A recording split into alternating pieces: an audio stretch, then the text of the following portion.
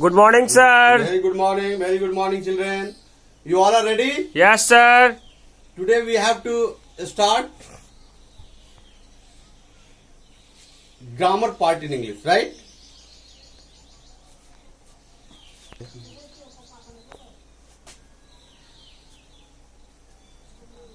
Most welcome in this English class. This class will be applicable for all the students and basically for the students of standard 5 to 10, right? So before starting it, I would ask you if you counted oral questions, must respond to it so that I can understand your existing level of mind and impart this topic accordingly. Just reply to it. What date is today? 14th of June 2020. Which day is today? Sunday. Sunday is basically holiday, but we impart this topic on this very day because of this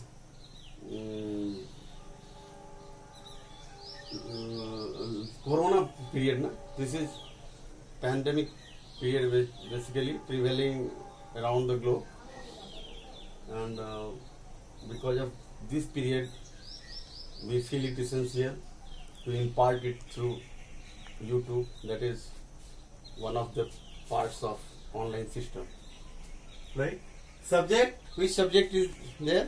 English. And what will be topic? Substitutional word. And what will be mode of impartation? YouTube. And what should be operation in this process through you all?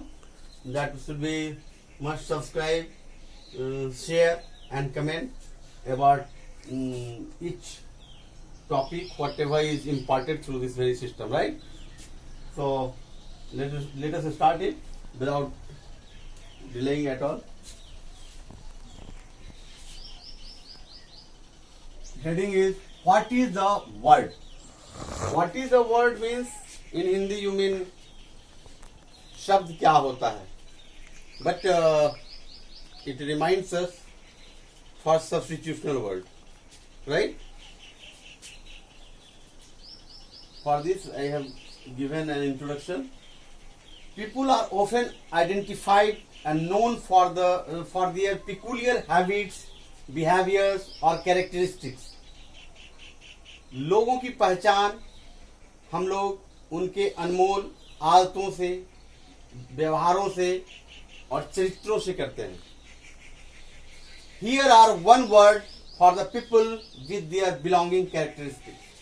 यहाँ पर हमने अनेक शब्दों के लिए एक शब्द का प्रयोग किया है जिसके द्वारा हम व्यक्ति के मौजूदा गुण को समझ सकते हैं. First one is, an ambitious and successful person is called as high flyer. किसी महत्वाकांक्षी और सफल व्यक्ति को हम हाई फ्लायर के नाम से संबोधित कर सकते हैं. अगर बुक में कहीं पर हाई फ्लायर वर्ड यूज किया गया है तो इसका अर्थ हमें समझना है an ambitious and a successful person, right? Yes, sir. Second one, a lazy person who loves watching the TV. अगर कोई आलसी व्यक्ति हमेशा टीवी देखना पसंद करता है और टीवी देखने में व्यस्त रहता है तो उसके लिए अभी एक शब्द इंग्लिश में आया है, वो है couch potato.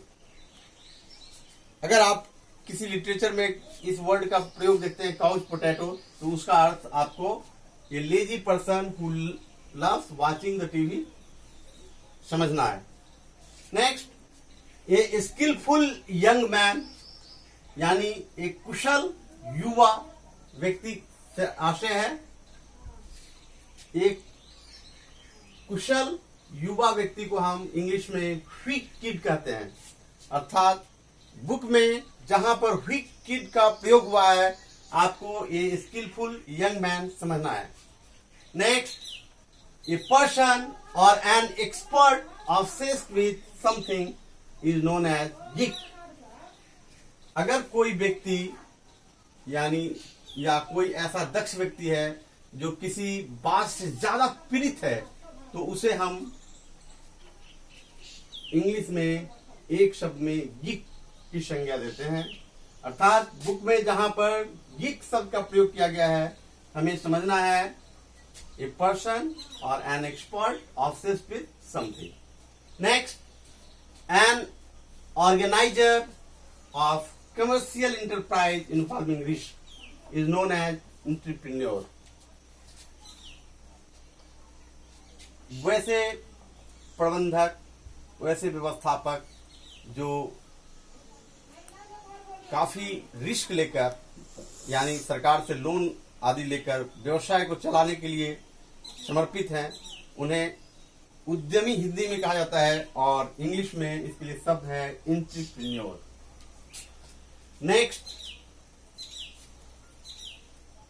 Next word is a person who is addicted to the computer is known as computer bug। अगर कोई व्यक्ति कंप्यूटर पर ही लगा रहता है, वो कंप्यूटर का एक तरह से शिकार हो रहा है, कंप्यूटर में ही इतना ज्यादा डिवोटेड हो गया है कि उसका मैनुअल लिखने का पावर गिर गया है, कलम और कॉपी से लिखने में रुचि नहीं रह गई है, हर समय अधिकाधिक समय कंप्यूटर व्यतीत करना चाहता है, तो उसके लिए एक वर्ड यूज किया जाता है जो है कंप्यूटर बग। अगर लिटरेचर में कहीं पे कंप्यूटर बग शब्द आप पाते हैं तो उसका सेंस आपको समझना है, ये person who is addicted to the computer.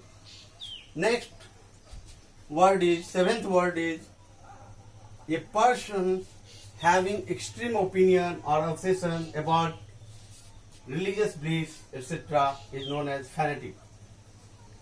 अगर किसी व्यक्ति में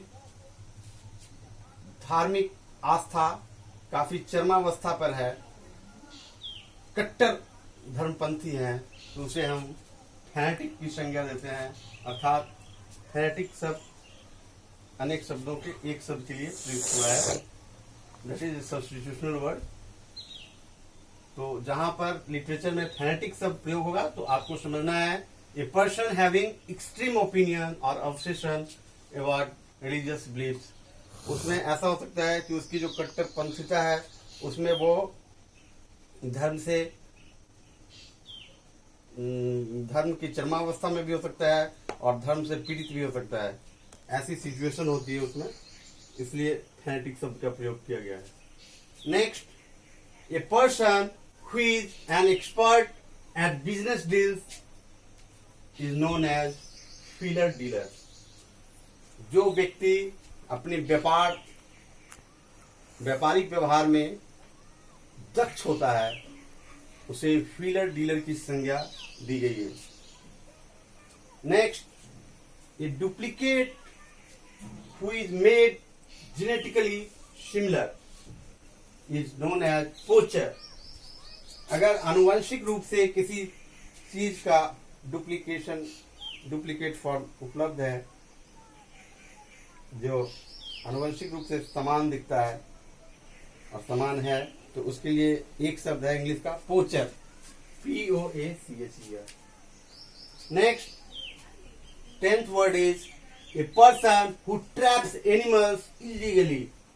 जो जानवर का शिकार अविधिक रूप से करते हैं, उन्हें एक शब्द में इंग्लिश में क्लोन की संज्ञा दी गई है, CLONE, clone. Next, one who has no belief in the existence of God is known as atheist. जिस व्यक्ति को ईश्वर के प्रति आस्था नहीं होती, ईश्वर में विश्वास नहीं होता, उसे इंग्लिश में एथिस्ट कहा जाता है, हिंदी में नास्तिक कहा जाता है। Next, one who has absolute faith in God. जिस व्यक्ति को ईश्वर में पूर्ण विश्वास होता है, आस्था होता है, उसे आस्तिक कहा जाता है, इंग्लिश में थिस्ट कहा जाता है।